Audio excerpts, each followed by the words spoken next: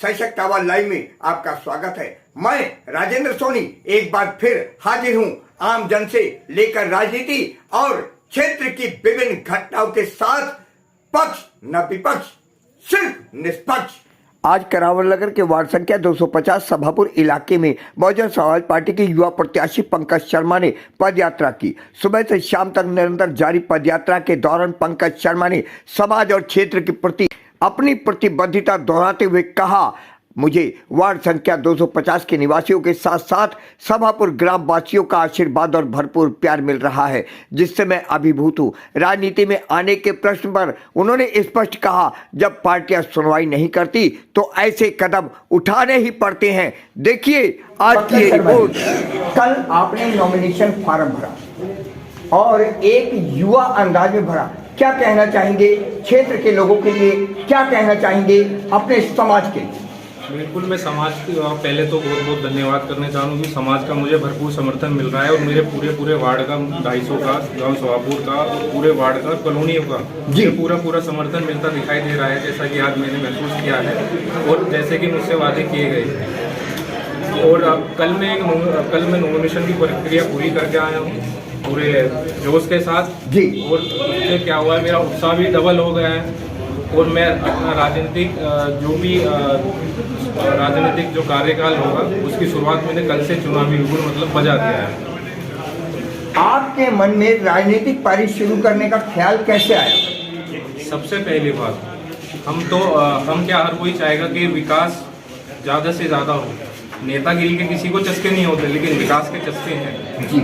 अब जैसा कि अब बहुत सी राजनीतिक पार्टियों ने हमारे वार्ड को एक तरह से नकार दिया है, वो वहाँ पर आते नहीं जाते नहीं, उन्हें पता नहीं है कि यहाँ की समस्याएं क्या हैं। वो आते हैं, चुनावी वादे करके चले जाते हैं और फिर 5 साल बाद वो वोट मांगने फिर आ जाते हैं। तो इसीलिए ये सब ध्यान में रखते हुए मैंने ये जिम्मा उठाया है और पूरे सर्व समाज का मुझे पूरा सपोर्ट है कि मैं ही अब की बार इलेक्शन लड़ूँ और जीत कर रहूँ सभापुर वार्ड 250। जब इस वार्ड के आप यहाँ के निवासी हैं, इस क्षेत्र के निवासी हैं, तो आप यहाँ की समस्याओं से भी वाकिफ होंगे। बिल्कुल बिल्कुल। उन समस्याओं को लेकर के आप चुनाव जीतने के बाद अगर जनता ने समर्थन दिया तो सबसे पहला कदम आपका क्या होगा? पहले दिन से जो भी समस्याएं हैं, जो भी सरकारी सुविधाओं से लोग अज्ञात हैं, लोगों को मिल नहीं पाती उस समय से, तो मैं पहले दिन से ही दिलवाऊंगा। ले सकते मुझे सरकार या किसी के खिलाफ धरने पर बैठना पड़ेगा। आपने बहुजन समाज पार्टी ही क्यों चुनी? देखिए, पहले अभी क्या हुआ था कि राजनीतिक जो पार्टियां हैं, पहली बात तो कोई पार्टी छोटी या बड़ी नहीं होती, ये वक्त बड़ा होता है, ये समय बड़ा होता है, ये जिसको जिता के लाता है और जनता सबसे पहले पायदान में तो जनता ही है। जनता का समर्थन जिसको होगा वो ही जीतेगा, उसमें कोई पार्टी विशेष और मायने नहीं रखती। आज जब पद यात्राओं के दौर से गुजर रहे हैं, जन समर्थन हासिल करने में जुटे हुए हैं और क्षेत्र के लोग भी आपको समर्थन देने से पीछे नहीं हट रहे, ऐसा मैं देख रहा हूँ। आपको बड़े बुजुर्गों तक का आशीर्वाद मिल रहा है, क्या कहना चाहेंगे समाज के? बहुत बहुत धन्यवाद। मैं इन्हीं का बेटा हूँ, इन्हीं का भाई हूँ, इन्हीं का बच्चा हूँ। मैं आज माताओं बहनों से मिला हूँ, क्योंकि माताएं बहनें क्या होती हैं, वो सब ज़्यादातर घर का वर्क में बिजी रहती हैं, तो उनसे घर घर जाके मैंने संपर्क किया है और आशीर्वाद प्राप्त किया है।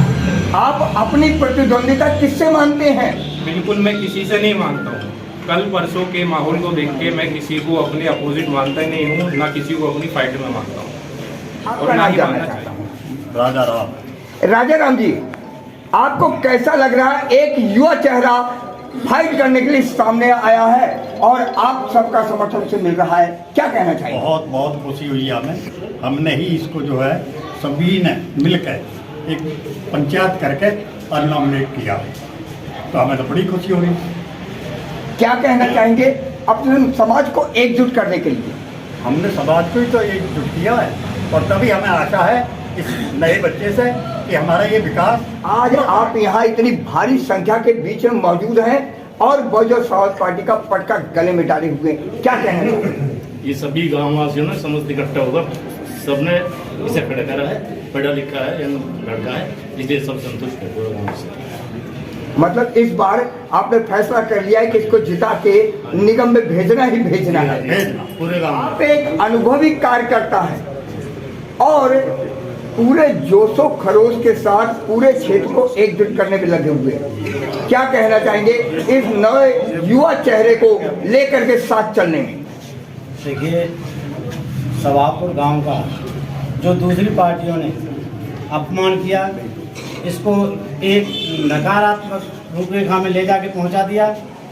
यहाँ हमारी बात हुई सब साथियों से, तो हमने एक पंचायत की और पंचायत में अकेला सवापुर ही नहीं था।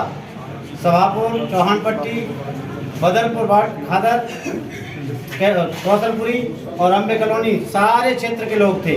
उसमें यह फैसला हुआ कि हम सब लोग मिलकर एक आदमी को चुनाव लड़ाएंगे जी। और हम सब इकट्ठे, अकेले वो व्यक्ति नहीं लड़ेगा, पूरा साथ पूरी टीम लड़ेगी चुनाव। क्या आप चुनाव लड़ेगा? क्या आपको यकीन है कि इस बार बहुजन समाज पार्टी जिस क्षेत्र से कभी नहीं निकली उस क्षेत्र में सबसे पहले एक नंबर पाएगी? यकीन नहीं, पूरा विश्वास है। पूरा विश्वास के साथ हम कह सकते हैं बहुजन समाज पार्टी सीट पहले नंबर जीतेगी तो सवापुर वार्ड जीतेगा। दिल्ली की जो सबसे लास्ट वार्ड है, ये सबसे नंबर 1 पे वार्ड जाएगा। आप यहाँ गांव के निवासी हैं, क्षेत्र की समस्याओं से वाकिफ हैं भली प्रकार, क्या कहना चाहिए? देखिए, मैं कहना चाहूँगा कि सभापुर गांव और ये पुश्तैनी यहाँ का गांव है और उसी के आधार पर जो हमने आपत्ति लगाई थी डिमेलिटेशन कमेटी में, जी। उसी के आधार पर सभापुर वार्ड बना। सभापुर हमारे वार्ड में आजू बाजू सोनीवार का भी हिस्सा है, मिलन गार्डन है, कौशलपुरी है, चौहानपट्टी भी हमारा गांव है, बदरपुर भी हमारा गांव है। ये सब हमारा एक परिवार ही है। और मैं तो मानता हूँ आजू बाजू कॉलोनी में चाहे मिलन गार्डन है, कौशलपुरी है, जितने भी लोग आकर के बसे हैं, हमारी जमीन हमने इनको दी है, बसे हैं, इन्होंने खरीदे हैं, लेकिन मैं तो इनको भी अपने परिवार का हिस्सा मानता हूँ। सोनी जी, आप ये बताइए कि सभापुर की कोई समस्या है वार्ड की? अगर इस वार्ड की समस्या, तो यहाँ के बासिंदा जो इतने बुजुर्ग लोग बैठे हैं, बचपन से देखते आ रहे हैं, असली समस्या को पता इनको होगा। और लड़ाई लड़नी है उस समस्या से, कैसे लड़नी है, उसका निजात होना है, कैसे होना है, तो यहाँ के लोकल बासिंदा को होगा ना। सभापुर गांव से बार बार टिकट मांगा जाता है, हर बार टिकट मांगा जाता है और करीब करीब मैं तो मानता हूँ 6000 वोट सभापुर गांव के अंदर है। जो आंकड़े डिमेलिटेशन कमेटी ने दिए थे उसमें लगभग 12000 वोट जो सभापुर रेवेन्यू रिकॉर्ड में उसकी खसरा खतौनी की जमीन पर जो बसे लोग हैं लगभग 12000 वोट है। अब आप 42000 में से 12000 यानी 1/3 हम है। जब 1/3 हमें तो टिकट हमारे पास क्यों नहीं? पार्टी और टिकट पहले प्रायोरिटी हमारी बनती है, तो टिकट हमें होना चाहिए। मैं एक बात कहना चाहता हूँ कि यहाँ पर आप यहाँ के जो बुनियादी सुविधाओं से महरूम ये क्षेत्र है, यहाँ पर पानी की निकासी नहीं है, यहाँ पर पीने के पानी की सुविधाएं नहीं है। मैं उसी बात पे आ रहा था सोनी जी। मैंने आपको कहा ना कि समस्याएं हम समझ सकते हैं, पीड़ित हम हैं जी। अब आप एक बात बताइए कि मेरे सभापुर गांव में अब तक पानी 2010 के आसपास उद्घाटन हुआ था, अब तक लगातार बहुत अच्छा आ रहा था। 1 साल से हम पानी के लिए तरस रहे हैं। पानी की लाइन डाली, दिल्ली जल बोर्ड ने डाली, जनता का पैसा लगा, जनता के पैसे से लाइन डाली, उसमें पानी क्यों नहीं? आप टैंकर से क्यों पानी दे रहे हो? ऊपर की मंजिल में पानी कहाँ से जाएगा? जब लाइन से पानी आएगा मोटर से जाएगा ना। हमें पीने के लिए पानी नहीं मिल रहा है। नगर निगम का चुनाव साफ सफाई से संबंधित होता है।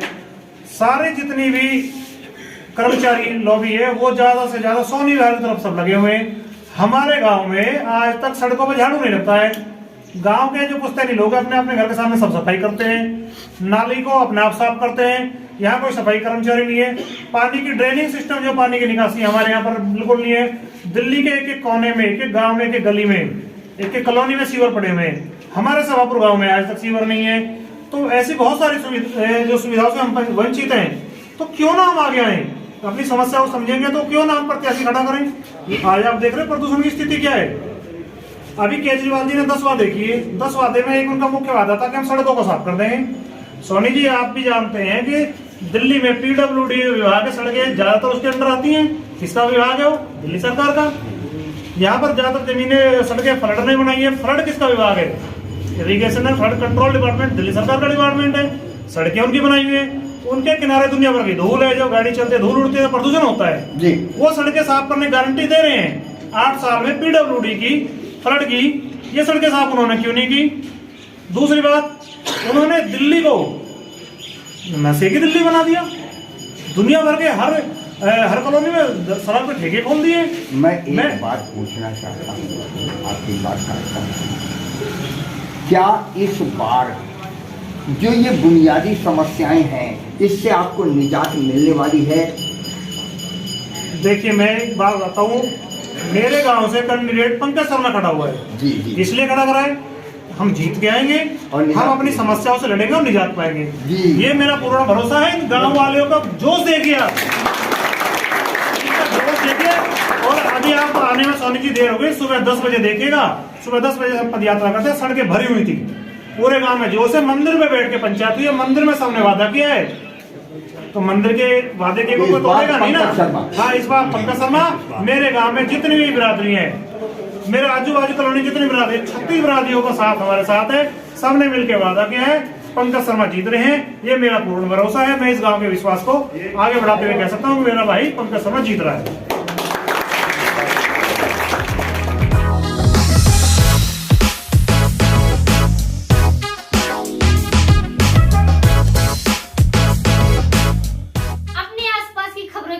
देखना ना भूले सशक्त आवाज लाइव न्यूज चैनल, सब्सक्राइब कीजिए एक लाइक के साथ।